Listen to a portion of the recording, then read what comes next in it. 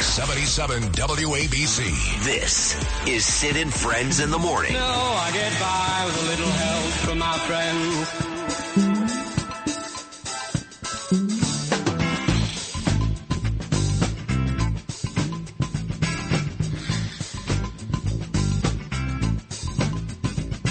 Rock steady, baby, that's what I feel now. Let's call the song exactly what it is. Step and move your hips with a feeling from side to side. Sit yourself down in your car and take a ride. All right, 7:18 on your Monday morning. We're back in New York City after spending a full week in Milwaukee. Off to a great start with Congressman Mike Lawler. And a lot of great guests to come. Curtis Sliwa, John Catsimatidis, Bill O'Reilly, Alina Habba, Ina Vernikov, and Ron Johnson all stopping by today with some huge names stopping by later in the week. I'll get to that later. Curtis Sliwa's a huge name. He's great, of course, whether it's the Rip and Read, noon to 1 every weekday afternoon, hosting overnight weekends, or sitting here with me every weekday. He does a tremendous job, and he's the only person on every day. And there's a reason for that, because people love him. In fact, I guess I would say about 5 days a week, Curtis will send me a video of him being in some place around New York City in the afternoon, whether it's Brooklyn or Queens or the Bronx or Staten Island, doing things that the mayor should be doing. But Curtis is doing it, and fans like this guy, Chris, who Curtis was with yesterday, who listens to me and loves me every day. So we got all that because of Curtis. But Curtis comes in, and right away he was upset about the story in yesterday's New York Post where my friend, the Speaker of the House, Mike Johnson, wants to sue. What? So stupid. Because what a schmuck. He said some of the states you just can't drop out Joe Biden for somebody else. Makes it sound like he's afraid of Harris. Oh, you got to keep Biden. You have to. That one of the dumbest things I ever heard. What a hayseed, Mike Johnson. First off, that would be like tonight. You're back on the sidelines coaching your team, and all of a sudden that brown-nosed dad, Coleman, comes to you and says, you can't take my son out. Coach, you can't take my son out. He wouldn't do that, Dennis, because he's a good man. He's sane, and he loves his son Coleman, but he understands the team concept. That's like Angelo Dundee could not throw the towel in and save Muhammad Ali from getting killed in the ring by, what was that, Berbick at the time? Yeah. One of the dumbest things. And the guy says it over and over. Like, you can't swap out candidates now. Yes, you can, you idiot. Yeah, you can. And by the way, you want to win this election, right, Sid? Really badly. Okay. You gotta speak to your friend Donald Trump, because you're a friend of his. He doesn't take my calls. The 90 minutes in accepting the nomination was excessive. It was about 20 minutes too long. Okay. I'll give you that. Then he goes to, what was that, Valley Forge the next day, Grand Rapids. I thought you were going to accompany that goober there and broadcast on the All Michigan Network that's #1 in Saginaw, Michigan, Flint, and Kalamazoo. Don't forget East Lansing. Oh, that's the right. home of the Michigan State Spartans. Of course. And Ann Arbor, the home of the Michigan Wolverines. So 90 minutes was too much for the acceptance speech. He does 100 minutes in Grand Rapids. They don't care. Those people love it. They love it.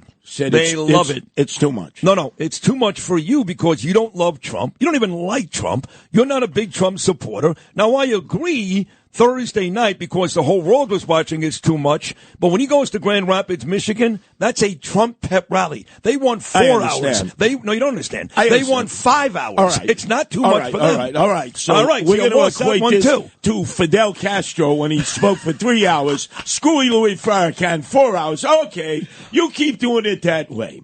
All right, now let's get down to the nitty-gritty. The most important story. Well, let me ask you this first. J.D. Vance is asking to invoke the 25th Amendment because he's saying if Joe Biden is not well enough to continue campaigning, how can he be well enough to run this country for the next 6 months? How ridiculous this is. Come on. What? LBJ That's not a fair there. question? He served out his term. Come on, guys. Focus on the campaign. You're going to compare Joe Biden's physical right now his physical to LBJ on you know his way you're not out? going to get to 25th Amendment. Why even mention that nonsense? And by the way, I never trust anybody with three names. J.D. Vance. Right. Hillbilly, I might add. Yeah. Okay, you keep talking about that. Knock yourself out. Let's talk about the most important story that has been negated. Okay. A man from Yonkers, Anthony Blinken, who went on to become Secretary of State, gets on a stage and says Iran will have the nuclear bomb in 2 to 3 weeks. When did he say this?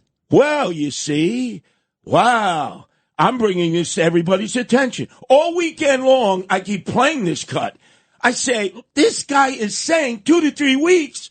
In Iran, the Ayatollah, who's already issued a fatwa against Trump that was almost completed in Butler County, is going to drop a bomb on Israel if given the opportunity. He's already said that at the day of prayer on Friday's day of Jumu'ah. He goes, if we have 2 bombs, we drop one on Israel, and then if they hit us, we drop the other one on them. Why don't we listen to these people when they say, death to the big Satan, death to the little Satan? We got to get them before they get Israel. Well, that was my issue with Noah Tishby. I spoke about Noah Tishby in the first hour. Very, very successful. Very, very, very famous social influencer. Beautiful girl making $50,000 a pop to show up and speak on behalf of Israel. And when she puts up a picture of her and Biden yesterday and talks about how great Biden is, a Zionist, he loves Israel, when Biden now a part of not one, Curtis, as you point out, but 2 administrations. He was standing right there with Barack Obama and John Kerry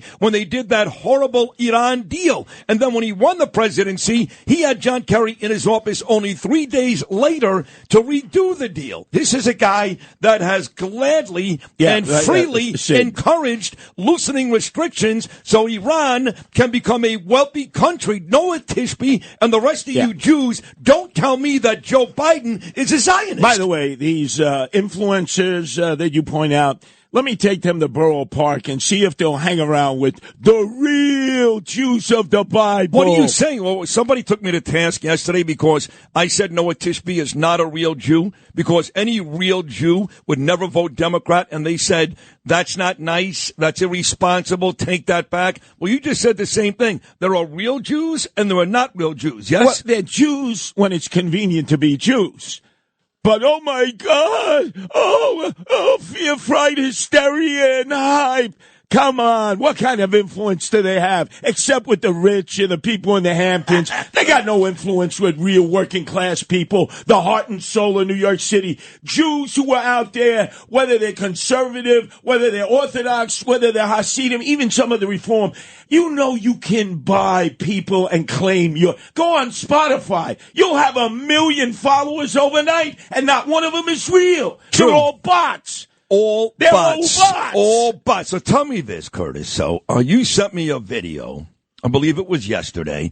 You were out in the street doing what the mayor should be doing. I know Adams was on CNN this morning. Maybe he finally commented about Biden stepping down. I don't care. Don't forget, Eric Adams has time and time again referred to himself as the Biden of Brooklyn, which is really embarrassing. Exactly. Really embarrassing. Which would mean he'd have to step down, too, if he's the Biden of Brooklyn. Well, that would be great. In fact, unlike Biden, he should stop serving today, and you should go to City Hall this morning. But now, before we do that, more important. There's something more important?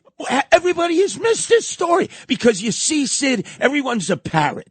They have no ingenuity. They have no creativity. They just repeat their talking points. And you know this. You've seen this. But, Sid, you're being nice to your friends and even your foes that they repeat like parrots.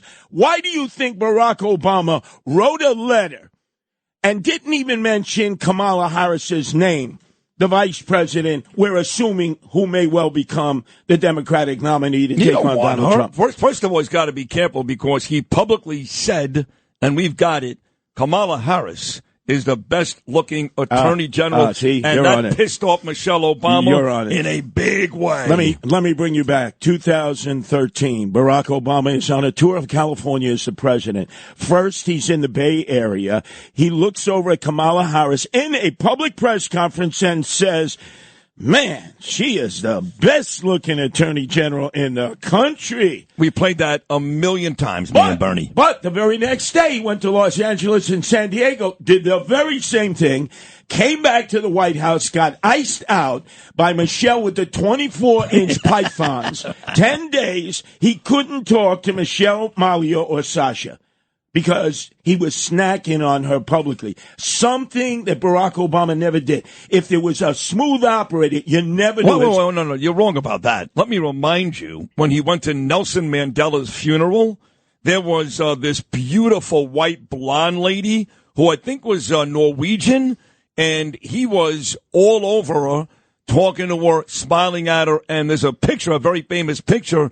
of the woman to one of his sides to the right and Michelle Obama looking at him like she was going to kill him on the left. There was another instance where he was at a White House party and he was dancing with another woman. Sid. So you're wrong. It wasn't one time. No, stop.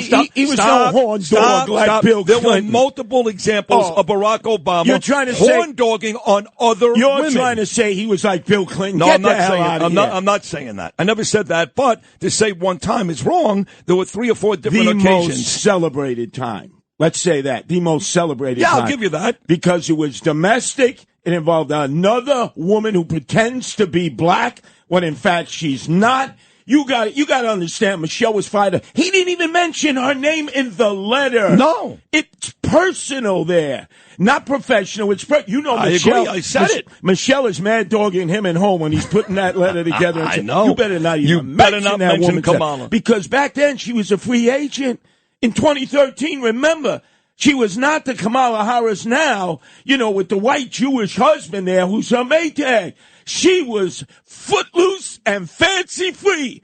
Just ask former Mayor Willie Downtown Brown, former Speaker of the House of California, before Barack Obama, the most powerful black elected official in all of the United States. That's probably true, yes. And by the way, I agree with that. I notice all of a sudden you started ticking off more reasons that the Secret Service is incompetent and epic failure. I'm sure your very dear friend O'Reilly is going to coin it. They didn't even attend the meeting. No. That Saturday morning that they were in charge of. Yes, Ron Johnson broke that out yesterday, and Ron Johnson will join me coming up at 9:30 this morning. We found out that Sniper Boy was flying a drone hours before over the field.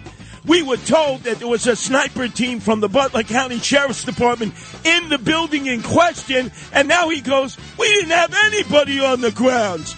And then there he was, Sniper Boy, doing a bear crawl up on the roof. Hey, there's a gunman, like Tattoo. The plane, hitting the bell. People taking their clothes off, trying to get the attention of the Secret Service. Women flashing their boobs at him, saying, this will get the attention of the Secret Service.